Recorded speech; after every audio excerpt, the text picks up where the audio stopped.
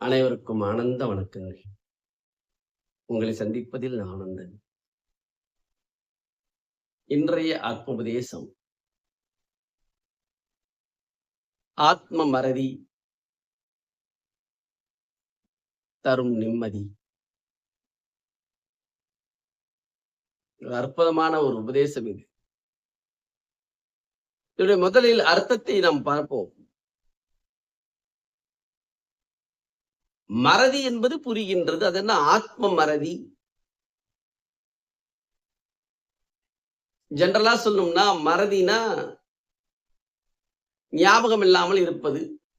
ஒரு செயல் நடந்து முடிந்தது ஞாபகம் இல்லாமல் இருப்பது. அல்லது ஒரு செயலை பற்றி சிந்தித்து செயலாற்றும் தருணத்தில் அந்த ஞாபகங்கள், அந்த எண்ணங்கள் மறைந்து போவது. இது வந்து மறதி. ஆத்ம மறதி என்பது விடுதலை, லிபரேஷன். எதிலிருந்து விடுதலை? சற்று ஆழ்ந்து கவனியுங்கள். இந்த உயிர் என்கின்ற ஜீவாத்மா அதோடு உணர்ச்சி முடிச்சுகளும் அதை சார்ந்த எண்ண ஓட்ட பதிவுகளும் சேர்ந்துதான் பயணம் செய்து கொண்டிருக்கின்றது. இதைத்தான் நான் கர்ம வினைகள் என்று சொல்கின்றேன். இந்த உயிரோடே ஒவ்வொரு பிறவியில் வாழும் போதும் ஏற்படுகின்ற அனுபவங்கள், அதில் மிக முக்கியமானது பாதிப்புகள் தான் ஆன்மாவோடு பயணம் செய்கின்றதே தவிர, அந்த பாதிப்புகள் தான் கர்ம வினைகள். அந்த கர்ம வினைகளிலிருந்து விடுதலை அடைவதுதான் ஆத்ம மறதி என்று சொல்கின்றேன். உணர்ச்சி முடிச்சுகளிலிருந்து விடுதலை அடைந்து ஏற்படுகின்ற அனுபவம் தான் நிம்மதி, சுகம், ஆனந்தம். எவை கடந்த கால வாழ்க்கையில் நடந்தாலும் சரி, எதிர்கால வாழ்க்கை பற்றி சிந்தித்தாலும் சரி, உள்ளுக்குள் நீங்கள் விடுதலை தன்மையோடு, சுகத்தோடு, நிம்மதியோடு இருப்பதுதான் தேவையாக இருக்கின்றது. ஒரு மனிதன் சாதாரணமாக சிந்தித்து பார்ப்போம். அடிப்படையாக தேடுவது நிம்மதி.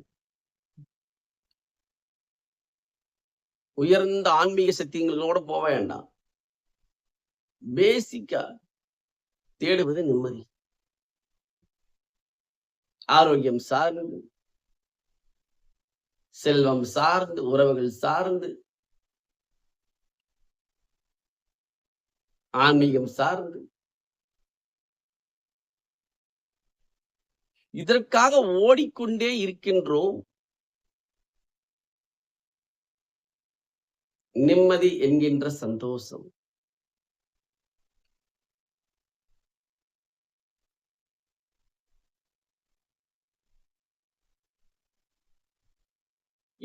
இதற்காக பல வழிகள் இருக்கின்றன. ஒவ்வொரு ஞானிகளும் குருமார்களும் இதை பற்றி ஆழமாக தேடுதல் ஏற்பட்டு இதற்கான வழிகளையும் கண்டுபிடித்திருக்கின்றார்கள். அப்படி என்றால் அனைத்து வழிகளும் இந்த இயற்கை சக்தியில், கடவுள் சக்தியிடம் இருக்கின்றது.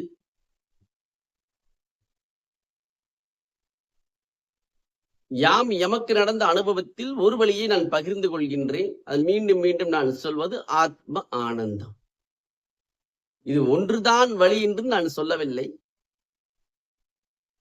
யாம் அனுபவித்த பயணங்களில் இந்த அனுபவம், இந்த ஆனந்தம் என்கின்ற உயிர் தன்மை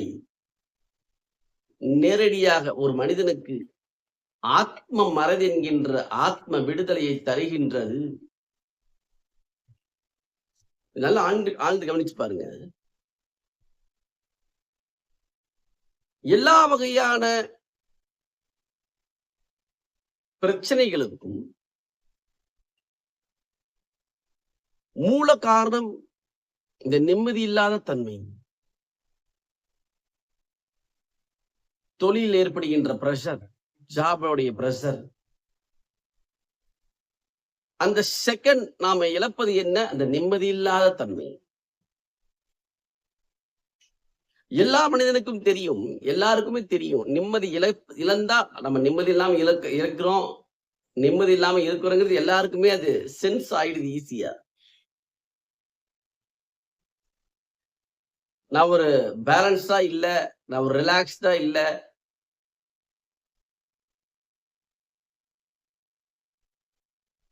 என்ன ஒரு விஷயம் அப்படின்னா, அந்த நிம்மதியை வெளி உலகத்தில் தேடுவதனால் தான் அது கிடைக்கவில்லை, கிடைக்கப் போவதும் இல்லை. சற்று ஆழ்ந்து கவனியுங்கள். உங்களுக்குள்ளேயே நீங்கள் மீண்டும் மீண்டும்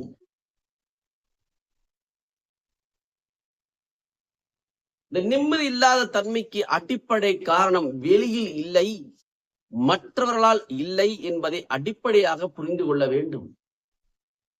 மற்றவர்களை சரி செய்வதுதான் மிக பெரும் பிரச்சனையை அதிகரிக்கின்றது.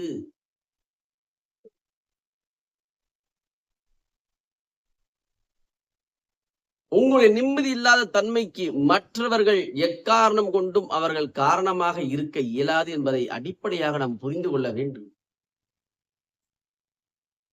எச்சூழலில் வாழ்ந்தாலும் சரி, உங்களுக்குள் ஏற்படுகின்ற நிம்மதி இல்லாத தன்மைக்கு காரணம் நாம் தான் என்று புரிந்து கொள்வது அடிப்படை. அது எப்படி சாமிஜி நம்ம தான் காரணம் எடுத்துக்க முடியும்?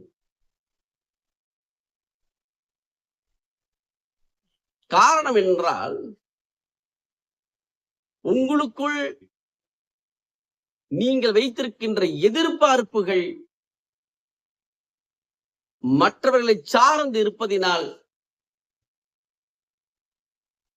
நிச்சயமா சொல்லணும்னா நம்ம எதிர்பார்க்கிற மாதிரி இன்னொருத்தர் எதிர்பார்க்க முடியாது.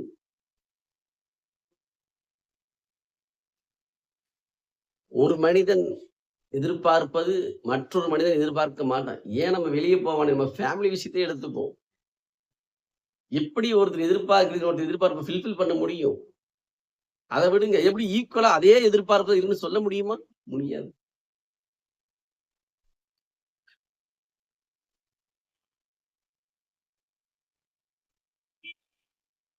இந்த ஆத்ம மருது என்கின்ற சத்தியத்தில் உங்களுக்குள் ஏற்பட்ட கடந்த கால வாழ்க்கையுடைய பாதிப்புகளின் தொகுப்பும் எதிர்கால வாழ்க்கை பற்றிய பயங்களும் இரண்டும் சேர்ந்து உங்களுக்குள் மீண்டும் மீண்டும் அது உங்களுடைய நிம்மதியை சீர்குலைக்கின்றது. இந்த ஆத்ம மறதி என்பது ஆன்மாவோடு பயணம் செய்கின்ற இந்த உணர்ச்சி முடிச்சுகளிலிருந்து விடுதலை அடைவதுதான் ஆத்ம மறதி என்று சொல்கின்றேன். லிபரேஷன். இதுதான் நிம்மதி, சுகம், ஆனந்தம்.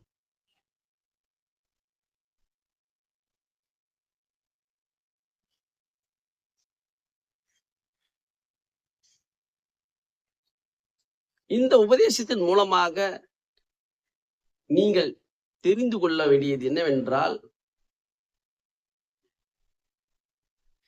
இரண்டு விஷயங்கள் இருக்கின்றது. ஒன்று, உங்களுக்குள்ளே நீங்கள் ஆராய்ந்து எந்த எதிர்பார்ப்புகள், உணர்ச்சி கொந்தளிப்புகள் இருக்கின்றதோ அதை சற்று கவனிக்க துவங்குங்கள். அதுவே மிக பெரும் விடுதலையை தரும். உங்களுக்குள்ளேயே இந்த கேள்விகளை எழுப்புங்கள். ஏன் நான் நிம்மதியில்லாமல் இருக்கின்றேன் என்று உள்முகமாகவே கேட்க துவங்குங்கள். படிப்படியாக அந்த பதில் உங்களுக்கு வந்து கொண்டே இருக்கும். கேட்க கேட்க இறுதியாக நாம் ஏன் அவர்களிடம் எதிர்பார்க்கின்றோம்?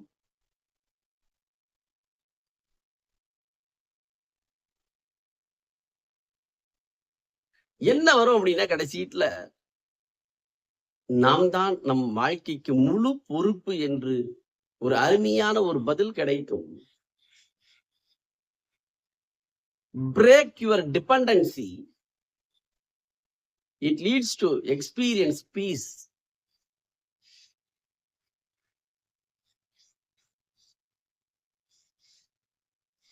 தொடர்ந்து உள்ளுக்குள் அந்த கேள்விகளை ஏன் நான் நிம்மதி இல்லை என்று ஏன் இதை எதிர்பார்க்கின்றேன், ஏன் இதை எதிர்பார்க்கின்றேன்? காரணம், என்னால் இதை செய்ய இயலாது, அவர்தான் செய்ய வேண்டும். ஒண்ணு புரிஞ்சுக்கணும், அடிப்படையா நம்ம ஒரு சுகத்தை, ஒரு சந்தோஷத்தை அனுபவிக்கின்றோம் என்றால் அதற்கான முழு பொறுப்பு நமதே.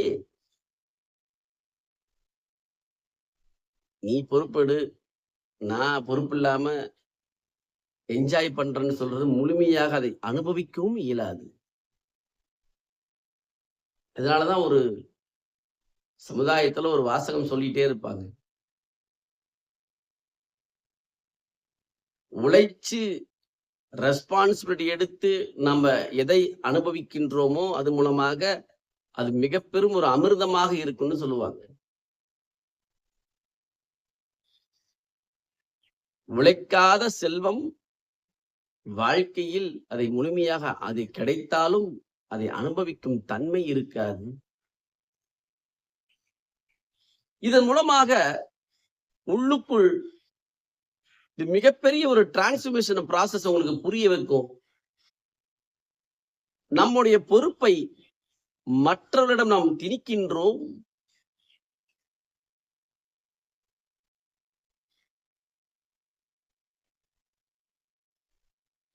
மற்றொன்று, இதன் மூலமாக பேரானந்த சக்தி, கடவுள் சக்தி எடுத்து செல்லும் நோக்கம் உன்னுடைய நிம்மதியை வெளியுலகம் சார்ந்து தேடாதே, உன்னுள் இருக்கும் உயிரை உணர்வது என்கின்ற மிக உயர்ந்த சத்தியத்தை ஞாபகப்படுத்துகின்றது கடவுள் சக்தி. சற்று ஆழ்ந்து யோசிப்போம்.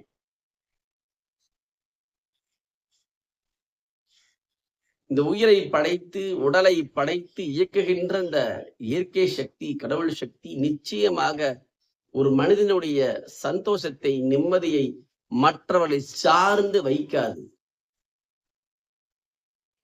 இவ்வளவு படைத்த கடவுள் சக்திக்கு நீங்கள் சுகமாக, நிம்மதியாக, சந்தோஷமாக வாழக்கூடிய தன்மையும் உங்களுடைய உயிரிலே தான் இருக்கின்றது என்பதை இதன் மூலமாக சொல்லிக் கொள்கின்றேன்.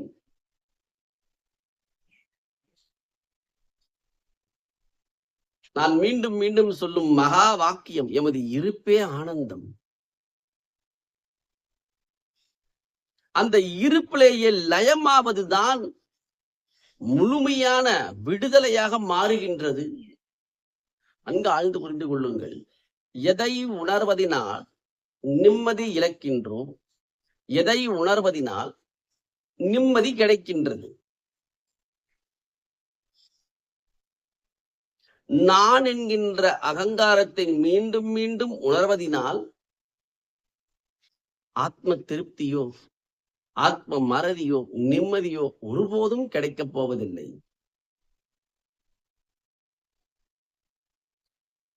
ஆனந்தம் என்கின்ற பரிபூரண தன்மையை, அப்சல்யூட் ஃபுல்ஃபில்மெண்ட் என்று சொல்லக்கூடிய ஆனந்தத்தை உணர்வதினால்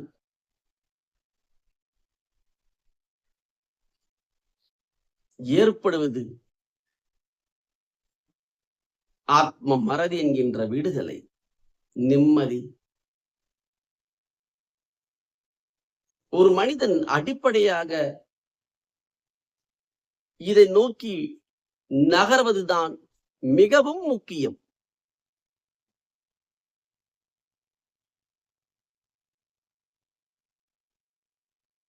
நான் நிம்மதியா இல்லையே, அதுக்கு என்ன செய்யணும்? Just ask deeply.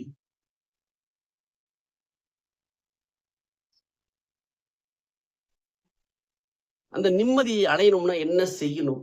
அப்ப முதல் விஷயம், நிம்மதியை இழக்க செய்யக்கூடிய பாதிப்புகளிலிருந்து விடுதலை அடைய வேண்டும். அப்சல்யூட் ஃபுல்ஃபில்மெண்ட் என்று சொல்லக்கூடிய இந்த ஆனந்த உணர்வை உணரும் போது உங்களுடைய எண்ண ஓட்டங்கள் உங்களை தொந்தரவு செய்யாமல் இருக்கும். தயவு செய்து ஆழ்ந்து புரிந்து கொள்ளுங்கள். எதுவும் தானாக சரியாகாது. ஒரு மன ரீதியான தொந்தரவு ஏற்படுகின்றது என்றால் அதற்கு ஒரு மூல காரணம் இருக்கின்றது. அந்த மூல காரணம் நான் என்கின்ற அகங்காரம். அப்ப அதற்கான விடுதலை அந்த நான் தன்மையிலிருந்து விடுதலை அடைந்து இருப்பாயிருக்கின்ற ஆனந்தத்தில் லயமாவதுதான் நிம்மதியை தரக்கூடியது. நான் ஆனந்தம் மட்டும்தான் ஒரே வழி என்று சொல்லவில்லை. இந்த ஒரு ஆனந்தம் என்கின்ற வழி இருக்கின்றது. அல்லது நீங்களாகவே பரிசோதித்து ஒரு வழியை கண்டுபிடியுங்கள், தேடுங்கள். தேடுவது வெளியில் அல்ல,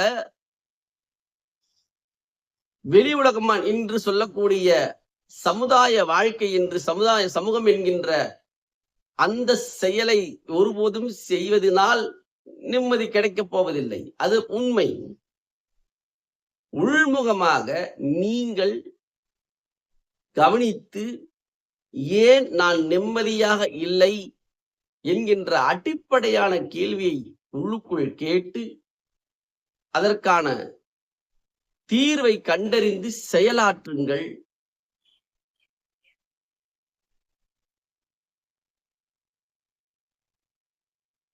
ஆத்ம ஆனந்தம் மட்டும்தான் ஒரே தீர்வு என்று நான் சொல்லவில்லை. சிறந்த தீர்வாக நான் அறிந்தது, உணர்ந்ததை தெரிவித்துக் கொள்கின்றேன், பகிர்ந்து கொள்கின்றேன்.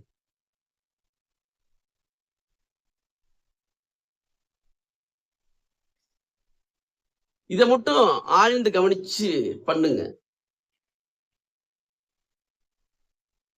ரிலாக்ஸேஷன் வேற, லிபரேஷன் வேற. மேக்சிமம் நம்ம ட்ரை பண்றது ரிலாக்ஸேஷன். ஒரு ஒர்க் ப்ரெஷர்லயே இருக்கோம்னா சரி, கொஞ்ச நாள் ஒரு சில நாட்கள் கழிச்சு டூர் போயிட்டு வர்றது, அல்லது எங்கேயாவது ஒரு இடங்களுக்கு பயணம் செய்வது. சில பேர் ராங் டிசிஷன் எடுத்து அடிக்ஷனா சில ஹேபிட் எடுத்துக்கிறாங்க. இதெல்லாம் relaxation. But it is not a permanent solution for everybody. So what is the liberation process? முற்றிலும் விடுதலை என்பது இங்க எப்படி நடக்கும் அப்படின்னா, எது உங்களை தொந்தரவு செய்கின்றதோ அதனுடைய மூல காரணத்தை கண்டறிந்து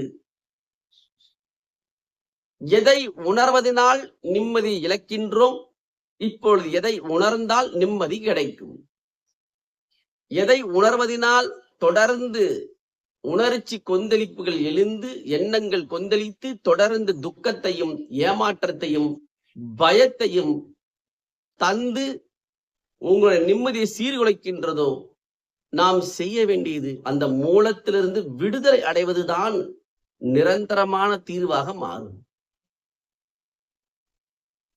ஆனந்த உணர்வு மிக பெரும் ஒரு இறை சக்தி கொடுத்த வரம்.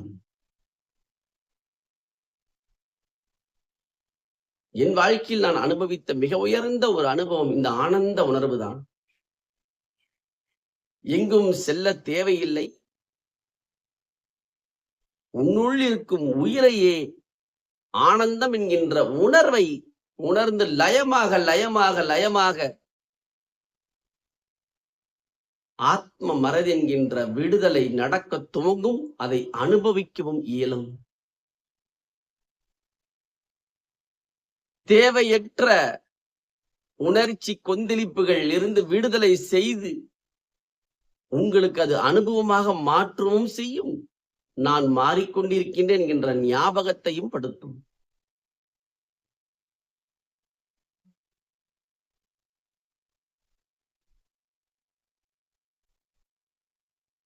ஆத்ம மறதி தரும் நிம்மதி என்கின்ற ஆத்ம உபதேசத்தின் மூலமாக நான் சொல்வது, உங்கள் உயிரின் இருப்பை உணர துவங்குங்கள். ஆனந்தம் என்கின்ற இருப்பை உணர்ந்து லயமாக லயமாக உங்கள் நிம்மதியை யாராலும் சீர்குலைக்க இயலாது. தீதும் நன்றும் பிறதர வாரா என்கின்ற மகாவாக்கிய உபதேசமும் புரிந்துவிடும். சதா நீங்கள் நிம்மதியிலேயே சந்தோஷத்திலேயே வாழ இயலும்.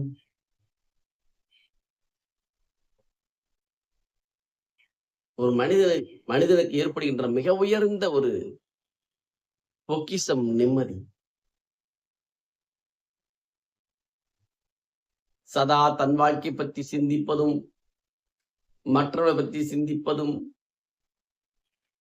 தொடர்ந்து இதை பற்றி யோசித்து யோசித்து ஒரு பிரச்சனை என்ன தெரியுங்களா? நம்ம நிம்மதி இழக்கிறத கூட பெரிய விஷயம் இல்ல, அது அடிக்ஷனாவே மாறிடுச்சு. அது மனநோயாவே மாறிடுச்சு. தயவு செய்து ஆழ்ந்து புரிந்து கொள்ளுங்கள். எந்த ஒரு செயலை நாம் செய்யும் போது மீண்டும் மீண்டும் அதையே செய்ய தூண்டுவதுதான்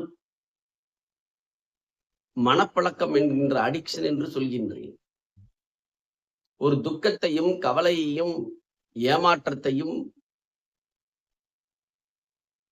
மீண்டும் மீண்டும் அதை ஞாபகப்படுத்தி பகிர்ந்து கொண்டே இருந்தோமானால், அதை மற்றவுடன் பகிர்ந்து கொள்வதை விட்டுவிட்டு அதுக்கான தீர்வை கண்டுபிடிக்க நாம் கவனத்தை செலுத்துவோமானால் அது விடுதலை நோக்கி நகரும். ஆனால் மற்றவருடைய குறைகளை பற்றி மற்றவருடைய பற்றியும் குறைகளுக்கு சொல்லி சொல்லி அது சுகமாக மாறிவிட்டது. தயவு செய்து ஆழ்ந்து கவனியுங்கள். உங்களுக்கு ஒருத்தர் பிடிக்கல அப்படின்னா அவங்களுடைய குறைகளை கண்டுபிடிச்சு சூவிங் பண்ணிக்கிட்டே இருப்போம். நம்ம மட்டும் சூவிங் பண்ணாம மத்தவங்ககிட்ட பேசி சூவிங்னு அசை போடுறது. நமக்கு தகுந்தாறு போல நண்பர்கள் அமைஞ்சிருப்பாங்க, நம்ம சொல் பேச்சு கேட்கிறவங்க. அவங்களோட பேசிக்கிட்டு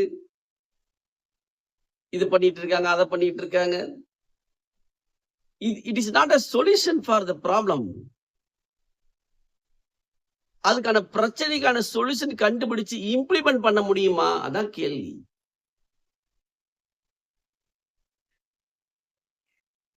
சோ தீதும் நன்றும் பிறதரவாரா என்கின்ற சத்தியத்தில் போல மீண்டும் மீண்டும் இந்த நிம்மதியை இழக்கக்கூடிய செயல்களை ஒருபோதும் செய்யாதீர்கள்.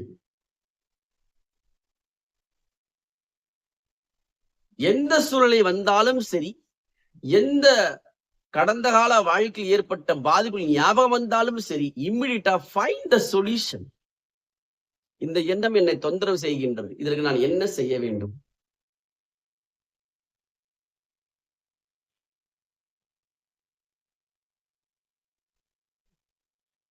Find the solution. Liberate from the thought. விடுதலை நோக்கி நகர வேண்டும். நான் மீண்டும் ஆனந்தத்தில் லயமாக வேண்டும். நிறைவை உணர வேண்டும். நிறைவாகவே வாழ வேண்டும். நீங்க உங்களை நீங்க நிறைவு தன்மையோடு நிம்மதி தன்மையோடு உணர்ந்து அதிலேயே லயமாகல அப்படின்னா நிச்சயமாக நிம்மதி ஒருபோதும் வராது. இந்த ஆத்ம மறதி தரும் நிம்மதி என்கின்ற உபதேசத்தின் மூலமாக நான் மீண்டும் சொல்வது, find the solution always. அப்பதான் இந்த ஆனந்தம் என்கின்ற சத்தியத்தை நோக்கி நீங்கள் நகரவும் செய்வீர்கள், அல்லது நீங்களாவது ஒரு சத்தியத்தை கண்டுபிடிக்கவும் செய்வீர்கள். என் வாழ்க்கையில் நான் இதை நோக்கி நகர்ந்து இதற்கு நிரந்தரமான தீர்வு என்று முழுமையாக ஆராயும் போது தேடும் போதுதான் எமக்கு கிடைத்த உயர்ந்த சத்தியம் ஆத்ம ஆனந்தம் என்கின்ற உயிரின் இருப்பை உணர்ந்து அதிலேயே வாழ்வது, அந்த ஆனந்தத்திலே லயமாவது, அந்த ஆனந்தத்தை வெளிப்படுத்துவது, ஆனந்தத்தை உணர்வதும் ஆனந்தத்தில் லயமாவதும் ஆனந்தத்தை பகிர்ந்து கொள்வதும் வெளிப்படுத்துவதும் தான் ஆத்ம மறதி என்கின்ற விடுதலையை தந்து கொண்டே இருக்கும். நிம்மதி என்கின்ற நிறைவுத்தன்மையிலேயே வாழ இயலும் என்பதை புரிந்து கொண்டேன். பகிர்ந்து கொண்டும் இருக்கின்றேன். உங்க எல்லோருக்கும் ஆத்ம விடுதலை உள்ளுக்குள் உணர்ந்து பரிபூர்ண நிம்மதியை உணர்ந்து வாழ்வீராக. எல்லோருக்குள்ளும் ஆத்ம ஆனந்த அனுபவம் நடக்கட்டும். ஆத்ம ஆனந்தமாக வாழுங்கள். ஆனந்த நன்றிகள். மீண்டும் சந்திக்கின்றோம். ஆனந்த நன்றிகள்.